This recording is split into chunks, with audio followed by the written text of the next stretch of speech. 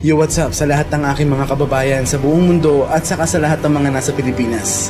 Ako po si Mr. Rio. Una sa lahat, congratulations kay Mr. President Duterte. Good luck po sa pagsasaayos ng ating bansa. Umasa po kayo na lahat po ng mga taga-suporta nyo ay nasa likuran nyo lang po palagi na nakasubaybay sa inyo. At saka sa lahat ng mga drug pushers na sumuko, saludo ako sa inyo mga kapatid. At sa lahat ng mga taga-subaybay na humingi ng tulong sa akin dahil akala nila kakilala ko si President Duterte, hindi ko alam kung anong i-reply ko. Dahil po ang totoo, hindi ko kilala personally si President Duterte. Kaya pasensya na po kayo. Pero wag po kayong malungkot dahil magkakaroon naman po ng 8888 na kung saan pwede nyo pong pagsumbungan at pwede nyo pong hingan ng tulong na siguradong makakarating kay President Duterte. O diba? Sa lahat ng mga naging pangulo ng ating bansa, si President Duterte lang ang nakagawa niyan. Galing niya, di ba? Tapos na ang eleksyon at ang inaugurasyon. Gusto ko sanang mag-shut up na lang para wala na sanang argumento. Pero sabi sa akin nung nagpapagawa sa akin ng mga video na to, hindi ko matatapos ang mission ko kung hindi ko gagawin to. Kaya bago ko simulan ng topic natin ngayon, may gusto muna akong sabihin sa inyo. Ang mga katagang nagmula kay ama nilagay niya sa aking puso't isipan, binuga ng aking labi, ang matamaan, guilty palagi.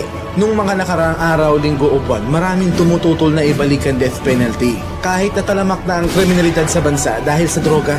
Real talk ho, lahat ng mga tutol sa death penalty ay ang mga taong walang pakialam sa ating lahat na pwede pang mabiktima ng mga kawatan na to. So kung isa ka sa mga tutol sa death penalty, isa ka sa mga taong walang pakialam sa taong bayan. Pero salamat kina Senator Soto at Lacson sa pagsuportang ibalik ang death penalty sa ating bansa. Ayon sa kanila, ang mga mapaparusahan sa death penalty ipapanukala nila ay ang mga drug syndicates, rapists, heinous crimes, at sa mga makakasuhan ng kataksilan o treason. Pero parang may kulang, di ba?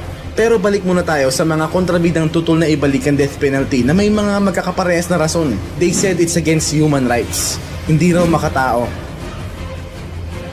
Ha? Okay lang ho ba kayo? Sa mga ulupong na may ganitong rason, umamin nga ho kayo kung anong nahit-hit nyo. Utot, katol o baykon. Dahil mas hindi makatao ang ginawa ng mga kawatan na yan sa mga nabibiktima nila. So mas pabor pala sa inyo na may mabiktima ang mga kawatan na to kaysa maparusahan ang mga kawatan na to sa ginawa nila. Di ba nakakaboboho ang rason nyo? Pero di na po ako magpapatumpik-tumpik pa dahil sasabihin ko na sa inyo ang totoong rason kung bakit ayaw nilang ibalik ang death penalty sa ating bansa. Unahin na natin ang mga hipokritong taga-CBCP na to. Bakit ayaw nilang ibalik ang parusang kamatayan? Siyempre dahil may mga paring nasangkol sa pangmumolestya sa mga minor de edad. Hindi ko naman po nila lahat, pero may mga pari po kasing mga rapists na pag napatunayan, death penalty ang katumbas na kaparusahan. Kaya ang mga taga-CBCP ay tutol na tutol dito dahil yun ang totoong rason. So sa lahat ng mga taong nauutok na mga hipokritong mga CBCP na to, yun ho ang totoong rason kung bakit tutol sila sa death penalty. Kaya sa lahat ng mga taga-CBCP, utang na loob, shut up na lang. Okay? Pangalawa, dahil sa korupsyon sa gobyerno. Alam naman nating lahat na ang sistema ng mga nakaraang gobyerno ay magpayaman lang. Pag nanakaw sa kaban ng bayan ng mga expertise nila na pag napatunayan ay pwede silang makasuhan ng plunder na death penalty ang katumbas na kaparusahan. Yun ang kulang sa mga dapat na maparusahan sa ipinapanukalang death penalty ni na Senator Soto at Lacson. Death penalty para sa mga makakasuhan ng plunder. Karamihan kasi sa mga alipores ng mga nakaraang administrasyon, ito ang mga hobby nila. Akala kasi ng mga tae na to, may forever ang mga kalokohang ginagawa nila. Na ang dapat na serbisyo, ginagawa nilang negosyo. So enough with your stupid reason about human rights. Dahil kayo mismo wala kayong pakialam sa human rights ng taong bayan. Kasi kung meron, di nyo hahayaang magluto ng shabu ang mga alaga nyong drug lord sa New Bilibid Prison. Sana ginawa nyo ng paraan na mapigilan ang kriminalidad sa bansa. Pero anong ginawa nyo? Tinolerate nyo sila. Shout out kay Senator Laila Bandiena. Dilima pala. Bigas sana ang binigay nyo sa mga magsasakang humihingi ng tulong sa Kidapawan. Hindi pulis, bumbero, batuta at bala. Shout out din sa mga nakaraang epal na leader ng Kidapawan. Hindi nyo sana binulok ang mga relief goods. Tinulungan nyo sana sila. At di nyo sana binulsa ang mga pondo ng mga Yolanda survivors. Tumulong kayo, pero tingnan nyo muna ulit ang tulong na binigay nyo kung sapat ba. Shout out din kay Marrejas, Rojas pala. Lupa sana ang binigay nyo sa mga magsasaka ng Hacienda Luisita. Kaso anong ginawa nyo? Tinarantado nyo lang sila. Shout out din kay Panot at sa lahat ng mga oligarchs. Ustisya sana ang binigay nyo sa SAP 44, hindi mga paninisi sa mga sarili nyong kapalpakan. At shout out ulit kay Panot at kay Purisima. Tinutulungan nyo sana ang mga kababayan nating mahihirap na makaahon sa kahirapan. Shout out sa nakaraang administrasyon. Kasi mga sakin kayo sa yaman at kapangyarihan. Ngayon sabihin nyo sa akin kung may pakialam kayo sa human rights ng taong bayan. Over 12 million Filipinos living in extreme poverty. Nasaan ang sinasabi nyong concern kayo sa human rights nila? I'm not one of them, but they have my compassion and sympathy. You have the power and the authority to help them. Pero anong ginawa nyo? Mas lalo nyo lang silang pinahirapan. Pati kami mga OFW, mga tinatawag yung mga bagong bayani, pinahihirapan nyo rin sa pamamagitan ng terminal fee at pesting OAC na yan na hindi naman na talaga dapat kasama sa mga babayaran namin. Masyado yung inabuso ang mga kahinaan namin mga OFW dahil desperado kaming buhayin ng mga pamilya namin. Kaya huwag kayong maging proud na napalago nyo ang ekonomiya kasi hindi yun dahil sa effort ng nakaraang administrasyon. Ang sabihin nyo, sinadya nyo talaga na wala gaanong trabaho dyan sa Pinas para maghanap kami ng ibang oportunidad sa ibang bansa. Mas pabor nga naman sa inyo na mas maraming OFW dahil hindi lang hulibo, hindi lang milyon, hindi lang bilyon ang nare-remit namin sa bansa, kundi trilyones na halaga. Kaya please, don't be proud. Ha? Tapos ngayon nagkaroon kami ng presidente na handang gawin ng lahat para sa magandang kinabukasan at kapayapaan ng ating bansa. Plano nyo pang isabotahe? Gusto nyo pang ipagkait sa amin ang pagbabagong inaasam-asam namin?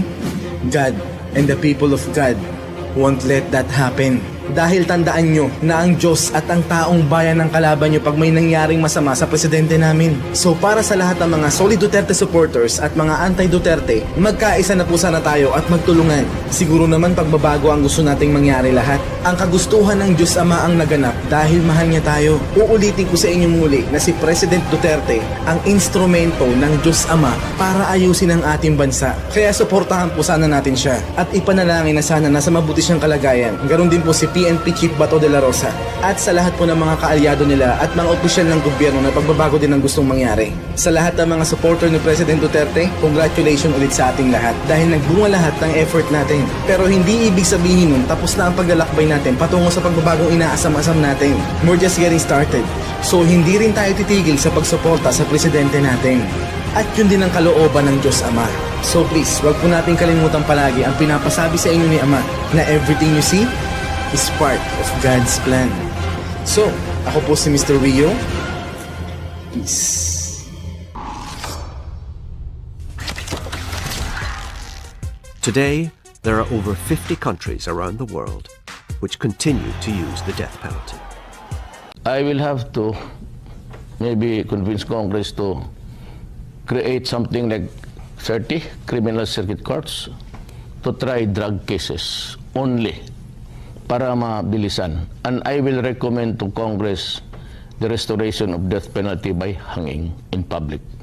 What I would do is to urge Congress to restore the death penalty by hanging, especially if you use drugs. Automatic yan. Drugs must be stopped. Gagamitin ko ang police pati military to go after drugs. Ang utos ko sa kanila, patayin mo. Ito hindi ka na kailangan matakot. Talagang mamamatay ka, matakot ka o hindi. Because this part of the law says, it is retribution. Magbayad ka sa ginawa mo to the community. That is why I am asking for the reimposition of the death penalty so that I can hang them. Retribution. Kaya na-discourage kang mag-commit ng crime o hindi, iyo yan. Basta nagkasala ka for serious, heinous crimes like drug-related crimes. Ngayon ko lang makita dito na ang mga tao sa mundo are reduced to animals. Wala noon yun. Yung droga, wala yan. I mean, they rape before, but bestial instincts. Dito, 1-year-old, 3 months old, nire-rape, pinapatay, anak ka ng, tapos sabihin nila, wag yung death penalty kasi inhuman. Ano pa bang makita po ng human killing an 18-year-old child, raping her? Death penalty to me is the retribution. Magbayad ka.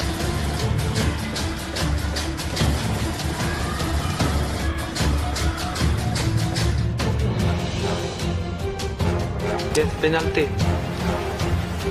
Para sa akin, sa Bible lahat ng bansa should have death penalty.